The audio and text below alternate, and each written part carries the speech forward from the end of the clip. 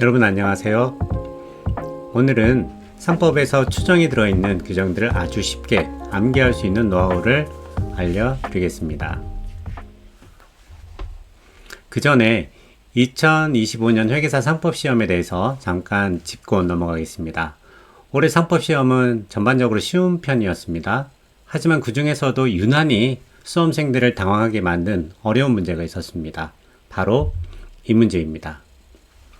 물론 운이 좋아서 맞춘 분들도 있겠지만 이 문제를 정확히 이해하고 풀어낸 수험생은 거의 없었습니다. 왜냐하면 보시다시피 여기 5번 문항이 있죠? 참 까다로웠습니다. 바로 이 부분, 여기에 추정하여 이 부분이 상당히 어려웠습니다. 그리고 3번도 마찬가지죠. 여기 지문 3번도 수령한 것으로 본다라고 되어 있죠. 이것도 굉장히 까다로운 부분이거든요. 겉보기에는 단순한 표현 차이 같지만 사실 본다와 추정한다의 차이는 상법 문제에서 정답을 가르는 핵심 포인트입니다. 그래서 이번 영상에서는 본다와 추정한다를 정확히 구별하고 암기까지 완성하는 방법을 알려드리겠습니다. 자, 그럼 시작해 볼까요? 앞으로 여러분의 시험에서도 이 두 표현, 본다와 추정한다는 반드시 출제가 됩니다. 그렇다면 먼저 두 표현 중에 어떤 것이 원칙이고 어떤 것이 예외인지 정리해야 됩니다. 이 두 표현 중에 어떤 것이 원칙일까요? 네, 본다가 원칙이고 추정한다가 예외입니다. 자, 그렇다면 무엇을 외워야 될까요? 맞습니다. 예외. 원칙은 많지만 예외는 적기 때문에 예외를 외우는 게 훨씬 효율적이죠. 그럼 회계사 상법에서 추정한다는 표현이 들어간 규정은 몇 개일까요? 바로 9가지입니다. 생각보다 많죠? 그래서 오늘은 스토리가 있는 암기법으로 완벽하게 기억할 수 있도록 만들어 드리겠습니다. 그 앞글자는 바로 보조상으로 손이공을 적법하게 수령했다입니다. 익숙하죠? 손오공. 실제로 우리나라에 손오공이라는 상장회사도 있습니다. 물론 여기서는 손의공 짝퉁입니다. 이 문장은 이렇게 외우시면 됩니다. 보조 1개, 상호 1개, 손 1개, 의 1개, 공 1개, 적법에 2개, 그 다음에 수령에 2개.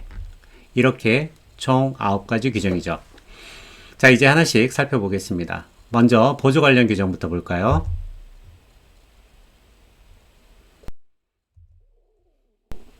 자, 첫 번째 추정 규정은 제47조 보조적 상행위 규정입니다. 이 조문에는 간주 규정과 추정 규정이 함께 들어있죠. 그래서 앞글자 암기에도 구분이 필요합니다. 1항은 영행본, 2항은 행영추. 이렇게 기억하시면 됩니다. 그래서 행위가 먼저 나오면 행영추가 됩니다. 이렇게 기억을 하시면 되겠습니다. 두 번째 추정 규정은 상호입니다. 등기된 상호를 제3자가 무단으로 사용하면 그 사용은 부정사용으로 추정된다는 내용입니다. 상호와 추정이 들어가 있죠. 자, 세 번째 추정 규정은 손, 즉 손해와 관련된 규정입니다.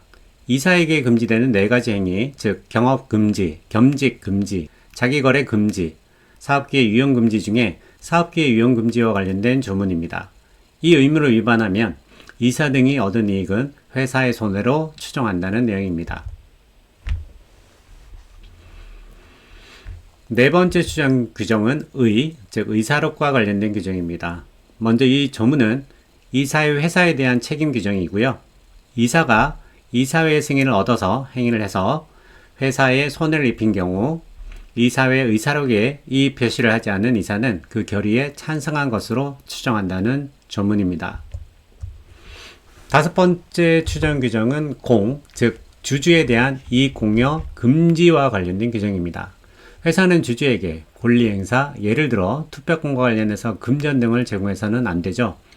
금전 등을 지급하게 되면 금권 선고가 되기 때문이죠.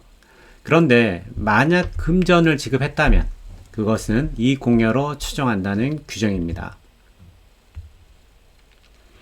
여섯 번째 추정 규정은 적법 첫 번째입니다. 자, 주권을 가지고 있으면 그 주권을 적법하게 소지한 것으로 추정한다는 규정입니다. 자, 비슷한 규정이 하나 더 있죠. 일곱 번째 적법 두 번째와 관련된 규정입니다.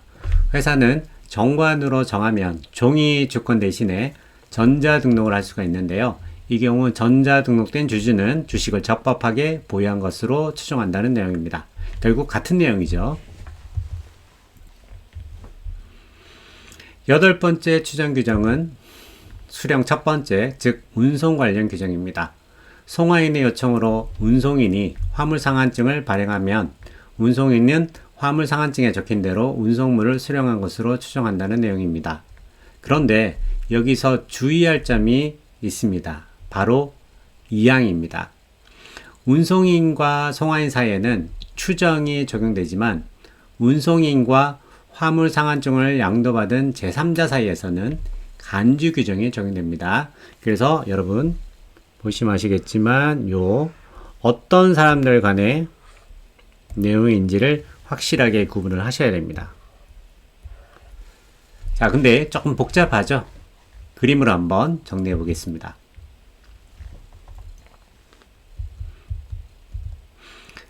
자, 운송인이 송화인의 요청으로 화물상환증을 발행을 했고 송화인은 그 증권을 제3자에게 양도했습니다. 이때 운송인과 송화인 사이에서는 수령한 것으로 추정하지만 운송인과 양수인 사이에서는 수령한 것으로 간주하게 됩니다. 보게 된다는 뜻이죠. 왜냐하면 화물상환증을 양도한다는 것은 곧 물건의 소유권을 이전한 것이 되기 때문에 실제 물건 상태를 일일이 따지지 않고 거래 안전을 보장하기 위한 취지다라고 생각하시면 됩니다. 자, 이제 아까 봤던 2025년 기출문제 5번으로 돌아가 봅시다. 3번 질문을 보면 운송인과 송화인의 관계죠. 운송인과 송화인의 관계입니다. 그렇다면 추정이 적용돼야 되는데 본다라고 되어 있네요. 그래서 틀렸습니다. 그럼 5번 질문은 어떨까요? 운송인과 선의로 취득한 소지인 간의 관계네요. 그러면 간주 규정이 적용돼야 되죠. 근데 추정이 적용되어 있기 때문에 이 역시 틀린 지문이 됩니다. 어려운 규정처럼 보이지만 원리를 이해하면 굳이 외울 필요도 없고 어렵지도 않죠.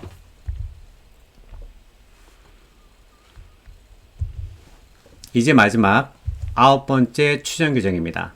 바로 수령 두 번째, 즉 금융리스 관련 규정입니다. 이 조항도 앞서 봤던 화물상환증 규정과 비슷한 부분이 있는데요. 금융리스 이용자가 금융리스 물건 수령증을 발급하면 리스 물건이 수령된 것으로 추정한다는 규정입니다. 자, 그런데 2023년 회계사 시험에서는 이 규정과 관련해서 조금 이상한 문제가 출제되었습니다. 함께 살펴보시죠. 자, 문제를 보면 상법상 가맹업, 금융리스업 또는 채권 매입업에 관한 설명으로 틀린 것은 입니다. 먼저 이 문제의 정답은 1번입니다. 금융리스업자는 중대한 사정 변경을 인하여 금융리스 물건을 계속 사용할 수 없는 경우에는 예고 없이 금융리스 계약을 해지할 수 있다? 아니죠. 3개월 전에 사전 예고를 해야 되죠. 그래서 이 표현 때문에 틀린 내용이 됩니다. 자, 근데 문제는 3번 지문입니다. 3번 지문을 한번 보시죠. 금융리스업자가 금융리스 물건 수령증을 발급한 경우에는 이렇게 되어 있죠. 자, 금융리스 물건 수령증을 발급한 자가 누구라고요? 금융리스업자라고요? 좀 이상하지 않나요? 수령증이라는 것은 수령한 사람이 잘 받았다라고 하면서 발급하는 거잖아요. 실제 규정을 한번 보면 이 실제 규정에서도 리스 이용자가 리스 물건을 수령하게 돼 있죠. 그래야 사용을 할 수가 있으니까요. 그죠? 그래서 발급의 주체는 누구죠? 리스 이용자입니다. 리스 사용자란 뜻이죠. 그래서 이 문제에서 3번 지문은 금융리스 업자라는 표현을 썼기 때문에 사실은 틀린 번입니다. 출제 오류라는 것이죠. 자, 이렇게 해서 회계사 상법의 9가지 추정 규정을 모두 정리했습니다. 다시 한번 큰 소리로 따라 읽어볼까요? 보조, 상호로 손익공을 적법하게 수령했다. 이제 이 문장만 기억하시면 됩니다.